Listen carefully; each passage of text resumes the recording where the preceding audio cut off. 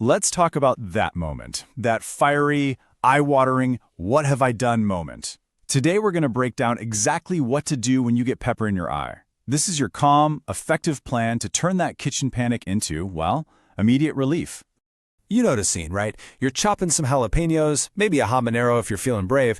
You forget, you rub your eye, and bam! Instant searing regret. It's a burn like no other. But hey, don't panic, because knowing the right moves in that exact moment makes all the difference.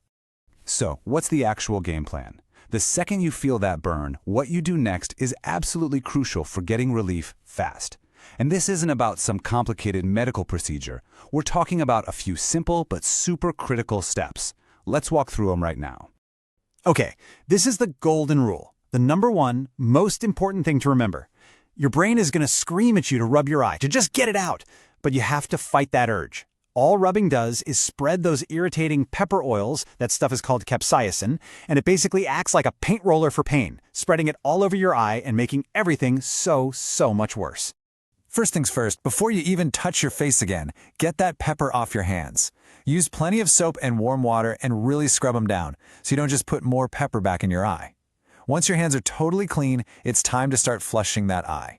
Get it under some cool or lukewarm water from a faucet or a shower, and just let it run. And here's a pro tip. While you're rinsing, don't just stand there with your eye closed. You got to be an active participant here.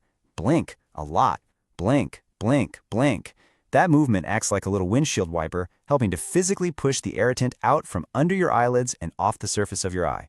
Now, how long do you rinse for? This is key. Don't just do it for 10 seconds and call it good. If it's a really bad burn, especially from a super spicy pepper, you need to be flushing your eye continuously for at least 10 to 15 minutes.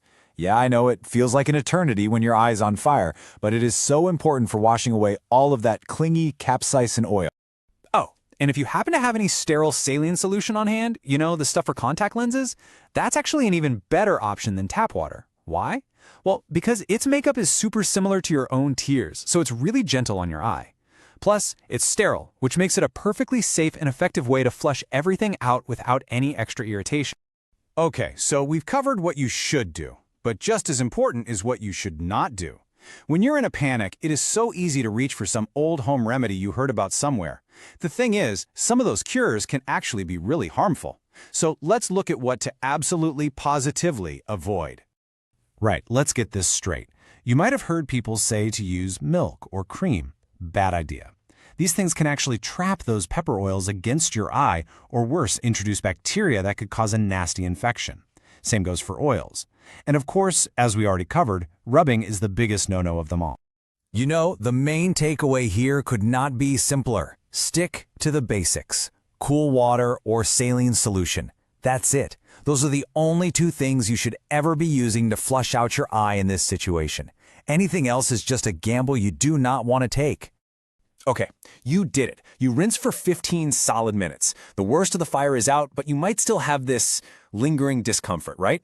The immediate crisis is over, but that doesn't mean the irritation has vanished. So now, let's talk aftercare. It's time to soothe that residual burn. So, here are a few totally safe ways to get some relief. A cool, damp cloth held over your closed eyelid can feel amazing. You can also use some artificial tears. You know, those over-the-counter lubricating eye drops to help with any dryness or irritation that's sticking around. And if your eye is still watering a lot, just gently dab the skin around it. Whatever you do, don't wipe the inside of your eye. Now for the serious part. While all these steps work for most cases, you absolutely have to know when this is more than just a simple kitchen accident.